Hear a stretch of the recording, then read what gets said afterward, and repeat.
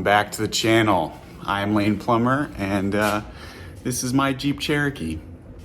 Today was supposed to just be a nut and bolt check of the Cherokee before I took it on its first drive. I noticed a few things about the front though, and wasn't even planning on filming it. I just needed to check on the alignment, and boy, was it way off. I have already corrected the alignment, or at least the caster in the front. Essentially with these JK axles, you want to have that pinion essentially 0 degrees or perpendicular from the ground. And I won't be able to show you how far off it was, but what I will be able to show you is I have not changed the length of this arm, and you can see just about how far off that hole is supposed to be. It was sitting at roughly 10 degrees of positive caster. And I'm not gonna go super deep into the alignment of Jeeps because I just don't know enough to be educated on it to educate you guys. But positive caster on solid axles can create a number of things. Anything from instability in turning to high speed instability to extreme levels of death wobble. All of which I had, and was the sort of reason why I started this whole project in the first place. That being said, I did have it aligned at a off-road shop, so even if you have it aligned, I would definitely make sure that if you have aftermarket control arms that you just double check your caster, because I think what happened was they essentially just fixed the steering alignment. They did the track bar and got the axle aligned, but didn't even think to look at the caster because coming stock from the factory, they didn't have any caster adjustment. Luckily for me, the solution in fixing the alignment comes with a little upgrade as well. The 7/8 heim joints just weren't quite long enough to make it to the correct caster, so I upgraded to a set of rebuildable Johnny joints. Just a bit better quality in finish, and hopefully a bit better ride quality as well.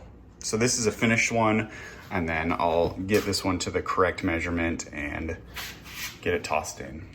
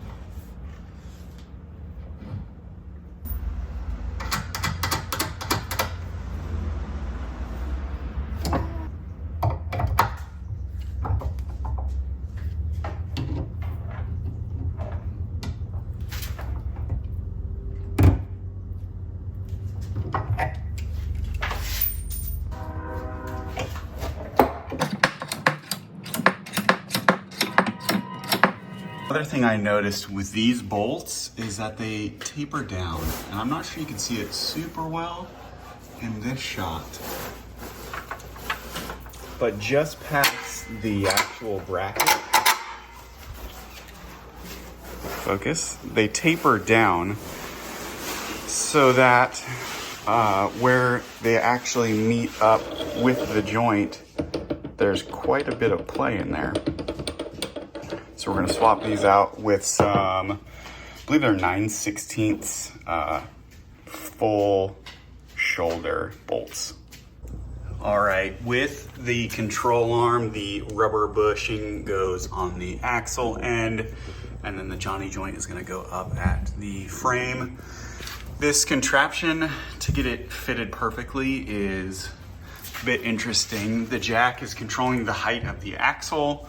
There's jack stands on the frame, and then we're controlling the, I guess, pitch, or really we're controlling the caster from another jack so that we can get this length between the axle bracket and the frame bracket perfect so that we can even fit bolts in, and that's a bit of a tough task, much easier with two people.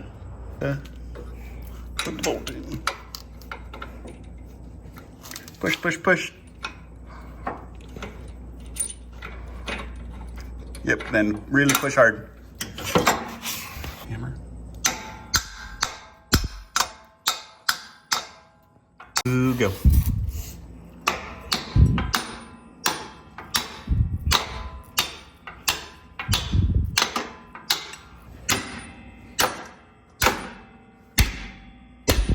Go.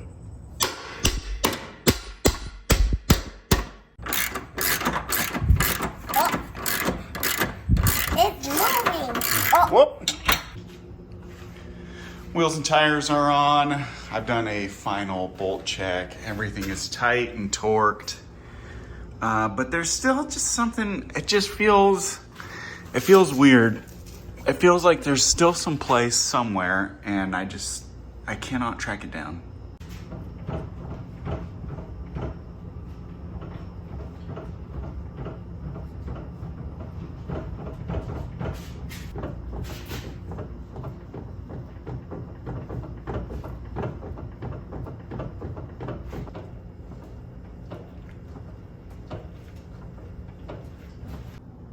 It even sounds like there's a little bit of like, I don't know if clanking.